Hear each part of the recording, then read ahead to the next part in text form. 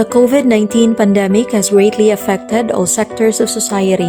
This public health crisis has compelled countries around the world to revisit their educational systems and adopt the most appropriate delivery modalities for their learners. One of the key responses in the Philippines was the nationwide closure of all learning institutions in the hopes of preventing schools from becoming centers for COVID-19 cases. While this facilitated learning continuity, there are major challenges in the teaching and learning process affecting adjustment and development of learners. It has been particularly challenging for elementary school students as they need a level of guidance, social interaction, and physical learning opportunities that are difficult to replicate in an online classroom or even at home. This in turn has been particularly difficult for working parents and guardians because others simply cannot afford to quit their jobs and may feel forced to leave their young children in unsafe and unproductive situations. With the approval of the President, these challenges will be addressed through the reintroduction of face-to-face classes where such can be made consistent with the public health standards of the government in light of COVID-19. In preparation for eventual school reopening or blended learning, caution must be observed and extensive planning should be undertaken to prevent schools from becoming epicenters of resurging cases in the country. The limited face-to-face classes is guided on the Department of Education and the Department of Health Joint Memorandum Circular No. 1 Series of 2021 dated September 27, 2021. Operational guidelines on the implementation of limited face-to-face learning modality. It was immediately followed with the Division of Cebu Province Memorandum No. 71 Series of 2021, preparations for the pilot face-to-face expansion and transitioning to new normal. Enclosure No. 1 is the school safety assessment tool to determine the level of readiness of the school to participate in the conduct of the limited face-to-face expansion of classes in the time of COVID-19 pandemic. On December 6, 2021, the Division of Cebu Province released the official list of schools for the expansion of face-to-face classes, and Casili Elementary School was included, making it the first elementary school to participate in Balamban 2 district. It was a great challenge, but we were optimistic to succeed for the sake of our pupils. It was pointed out in the school safety assessment tool that if the barangay where the school is located has not recorded any confirmed COVID-19 cases for the past 28 days, then it will proceed to the next phase, which is the preparation.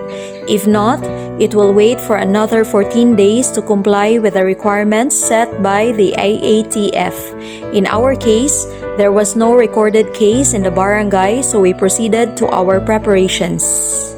We had numerous faculty meetings making sure every detail of the preparations is well discussed, carefully planned and monitored, including a clear timeline. PTA meetings were also conducted to involve parents and guardians in the preparations as a way of their support of their children's education. It was also when a PTA resolution was crafted to conditionally support the school in its intention to conduct face-to-face classes. 100% of the parents submitted a consent permitting their children to participate from kindergarten to grade 6 levels. The barangay was also actively involved in the process by issuing a barangay resolution to support the school for its reopening after over a year of distance learning. Next was the RHU consent to make sure the school was compliant to the IATF guidelines. The head of the RHU with the personnel conducted an unannounced validation before granting the consent.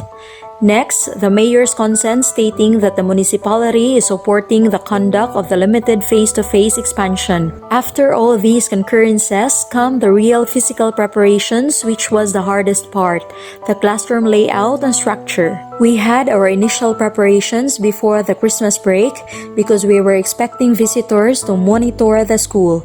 The face-to-face expansion of classes was initially set in February of 2022. We made minor repairs of classroom doors, shelves, and cabinets, series of repaintings and clean-up drives together with the parents and other community members to ensure that the school was clean, organized, and well-structured. But suddenly, Super Typhoon Odette came. On December 16, 2021 was an unforgettable day. It was when Odette left a hair-raising memory when she brought the wildest winds and heavy rains on a Thursday afternoon. The school was heavily affected by the storm. Imagine how it destroyed all our preparations, especially our physical facilities. Of course, it was disheartening. We were devastated, helpless, and hopeless. Given the magnitude of the devastation, we still don't know how to bounce back. We anticipated a long recovery process. Healing was still uncertain. We just left everything up to Him.